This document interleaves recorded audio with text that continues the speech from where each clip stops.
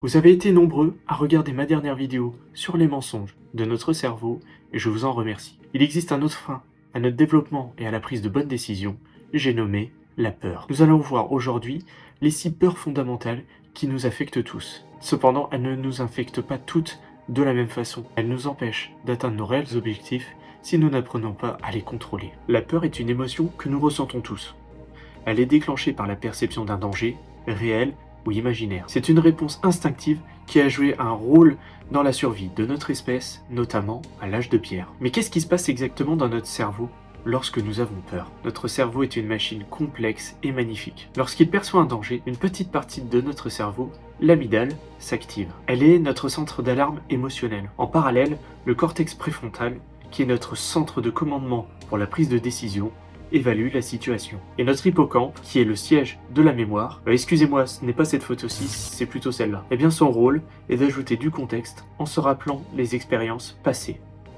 Ensemble, ces régions orchestrent notre réponse à la peur. Cette activation cérébrale enclenche différents mécanismes dans notre corps. Notre rythme cardiaque s'accélère, notre respiration devient plus rapide, nos muscles se tendent. C'est la réponse de notre corps, un héritage ancestral qui nous prépare à 2 choses: fuir le danger ou le combattre. Intéressant, n'est-ce pas?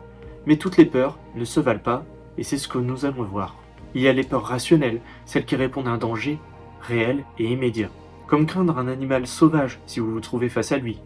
Puis il y a les peurs irrationnelles, souvent le produit de notre imagination ou de nos croyances. Par exemple, la peur de parler en public n'implique aucun danger physique réel, mais elle peut être tout aussi paralysante. Maintenant que nous avons une connaissance du mécanisme de la peur, nous pouvons passer aux 6 peurs fondamentales qui nous empêchent de prendre les bonnes décisions et d'atteindre notre plein potentiel. Ces peurs, bien qu'irrationnelles des fois, peuvent avoir un impact sur nos choix ou nos vies. Alors, restez avec moi car nous allons apprendre à les reconnaître, mais surtout à les surmonter. Passons à la première peur fondamentale, qui est la peur de la pauvreté. Imaginez-vous en train de perdre votre emploi, à vous demander comment vous allez pouvoir payer votre loyer ou encore nourrir votre famille. Eh bien, cette peur viscérale, c'est quelque chose que beaucoup d'entre nous rencontrons. Cette peur prend souvent racine dans notre enfance ou encore suite à nos expériences de vie. Peut-être avez-vous vu vos parents lutter pour joindre les 2 bouts, ou avez-vous entendu des histoires sur les difficultés financières d'autres membres de votre famille, d'amis ou autres. Elle peut nous pousser à des comportements extrêmes. Pour certains, cela peut revenir à ne jamais prendre de risques financiers, même si on est sûr qu'il y a un bénéfice derrière. Mais cette peur n'est pas une fatalité. En développant une éducation financière ou encore en gérant mieux vos ressources, nous pouvons atténuer cette crainte. Tout dépend de votre état d'esprit concernant l'argent. Si vous avez une attitude mentale positive concernant l'argent, vous atteindrez la voie de la richesse. Par contre, si vous avez des pensées négatives à propos de l'argent, vous atteindrez la pauvreté. Si ce contenu vous plaît, n'hésitez pas à me le faire savoir en vous abonnant et en likant cette vidéo. Je vous remercie. Passons maintenant à la deuxième peur fondamentale, la critique. Sérieusement, comment en est-on arrivé à craindre l'avis de personnes que l'on ne connaît même pas? Je vous laisse me dire dans les commentaires votre réponse à cette question. Imaginez-vous dans une réunion en train de prendre la parole. Et là, tous les regards se tournent sur vous. Mais à ce moment-ci, la crainte du jugement vous paralyse et finalement, vous ne dites pas ce que vous pensiez. Cette peur, c'est celle de la critique. Un mur invisible qui nous empêche d'exprimer réellement ce que l'on pense. Cette peur prend racine dans notre besoin d'appartenance et de reconnaissance sociale. Donc on croit que l'on plaira plus si on dit aux gens les choses qu'ils veulent entendre.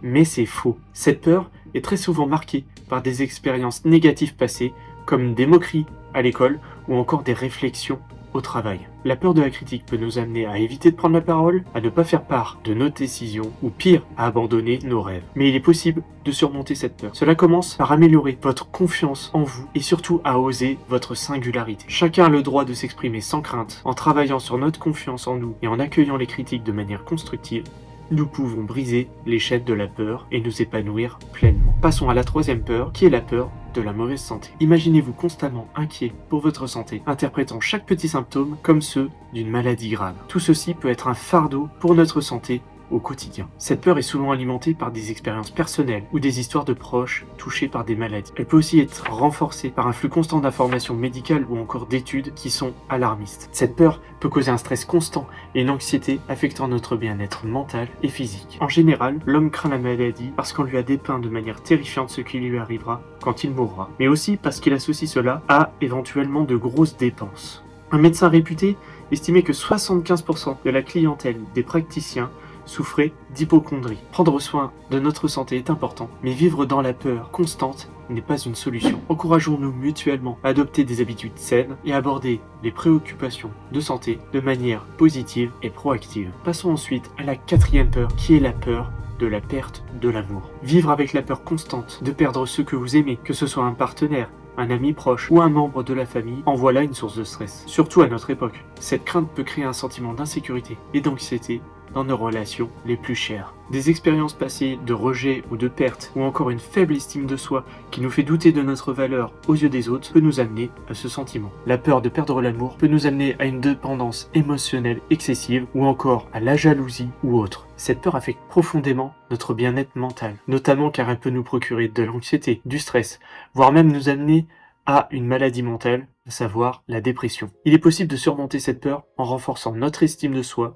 en apprenant à faire confiance et en communiquant ouvertement dans nos relations. Ou alors vous pouvez faire comme moi, c'est-à-dire complètement fuir les relations amoureuses, et au moins vous n'aurez pas ce problème-là. Mais je vous le conseille pas quand même. Chacun mérite d'aimer et d'être aimé sans la peur constante de perdre cet amour. Pour cela, construisons une relation basée sur le respect, la confiance et une communication saine. Passons ensuite à la cinquième peur fondamentale, la peur de la vieillesse. Ça y est, j'ai un demi-siècle, tu verras quand tu auras mon âge. Je faisais pareil quand j'étais jeune. Derrière toutes ces phrases se cache un constat, mais surtout une peur, celle de vieillir. La peur de vieillir n'est pas liée au fait d'avoir des rides ou encore d'avoir les cheveux blancs, mais plutôt de perdre notre vitalité et d'être inutile à la société. Cette peur est souvent nourrie par une société qui valorise la jeunesse et la performance, et où vieillir semble synonyme de devenir moins utile ou capable. Cette peur peut nous mener à l'anxiété ou à la perte d'identité, alors que nous luttons contre quelque chose qui est tout simplement naturel et inévitable. Surmonter cette peur implique de voir la vieillesse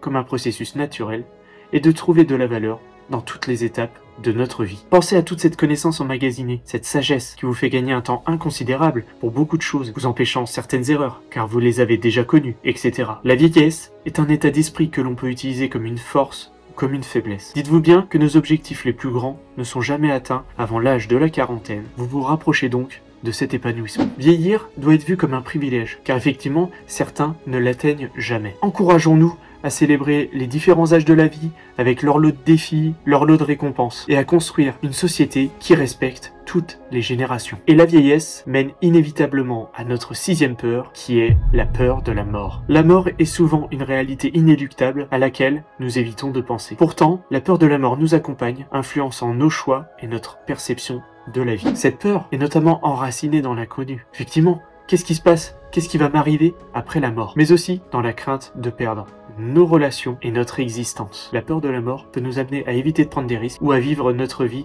de manière très prudente. Ou paradoxalement, à vivre de sensations fortes pour se sentir le plus vivant possible. Cette peur peut causer une anxiété profonde, affectant notre capacité à profiter de la vie et à établir des relations significatives. Surmonter cette peur implique de trouver la paix avec cette idée de mortalité, en cherchant à avoir des relations saines et des expériences enrichissantes. Accepter la mort comme une partie de la vie peut nous libérer pour vivre pleinement chaque moment. Embrassons notre existence avec gratitude et courage en construisant des souvenirs et des liens qui perdurent. Qu'on le veuille ou non, les peurs sont liées à un mécanisme naturel et donc nous sommes amenés à les côtoyer. Mais si vous tournez vos pensées de manière à ce qu'elles soient positives et tournées vers l'action, alors vous surmonterez ces peurs. Vous êtes maintenant prêt à affronter toutes ces épreuves liées aux peurs avec votre arme la plus forte, votre esprit. Dans les prochaines vidéos, nous verrons d'autres techniques afin de faire de vous quelqu'un d'inarrêtable. De mon côté, je retourne affronter les difficultés de la vie. Je vous retrouve très vite et en attendant, prenez soin de vous.